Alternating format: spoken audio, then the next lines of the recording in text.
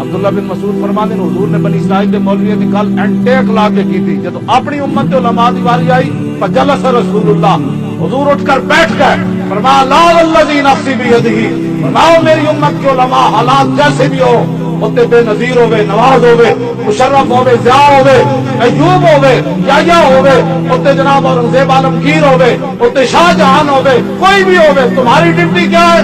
لَتَأْمُرُنَّ بِالْمَعْرُوفِ وَلَتَنْهَوْنَ عَنِ الْمُنکَرِ، حالات جیسے بھی ہوں تم نے اچھائی کا حکم دینا ہے، برائی سے روکنا ہے۔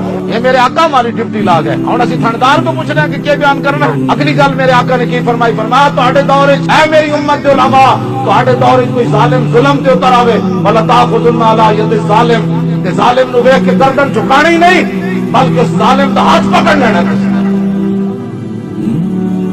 آج لوگ کہتے ہیں مولانا صاحب ہلکی بات کرو، میں کہا جلیا تیری منی ہے، حضور تو فرمان کی وے تے تو کیوں نہ سانو نویاں گلاں پڑھانا والا۔ مولوی صاحب حالات نہیں ٹھیک، میں صدر کمیٹی ہوں، تو صدر کمیٹی تے گھر جا کے بیٹھ، تیرے کو اتنا بھی پیر نہیں لگتے، تو مسیح تو تے حق گل نہیں کرن دیندا۔ اقبال کلندر لاہوری کیا نا پیرس وچ اندر گیا تے مولانا صاحب تقریر کر رہے ہیں، تے ویکھیا تے مولوی صاحب اگر مگر نال تقریر کر رہے ہیں، اقبال اتنے کھڑا ہو گیا دروازے، مولانا نو کہنے لگا میری نگاہ کمال ہنر کو کیا دیکھے، حق سے ہے یہ حرم مغربی مارو۔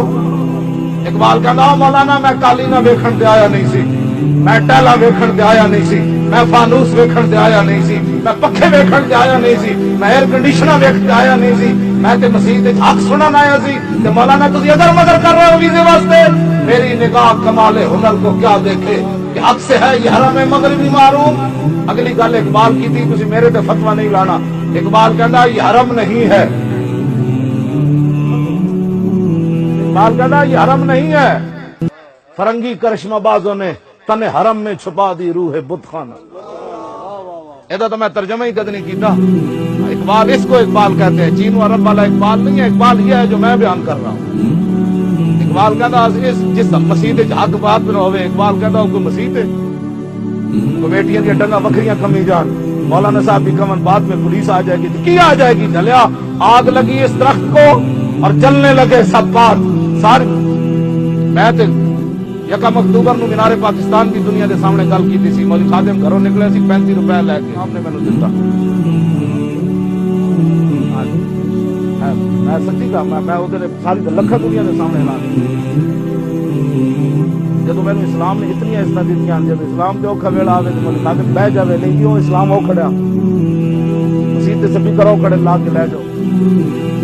قاعدہ تے سی جب سپیکر لانا ایسا تو مولانا کہتے ہیں ہاتھ کڑی لاڑی اے مینوں لے جاؤ، میرے ادھر زندگی اللہ دے گھر کو سپیکر دی ادھر نے چلا ہوا، کوئی غلطی دس اللہ دے گھر دی، میں مجرم تے میں تقریر میں کرنا، مینوں پکڑ کے لے جا، اللہ دے گھر تو سپیکر نہیں۔ سارے اسی مولوی اندر چلے جاندے تے اندر بھی اسی بانگیں ہی دینیاں سن، اور کی کرنا۔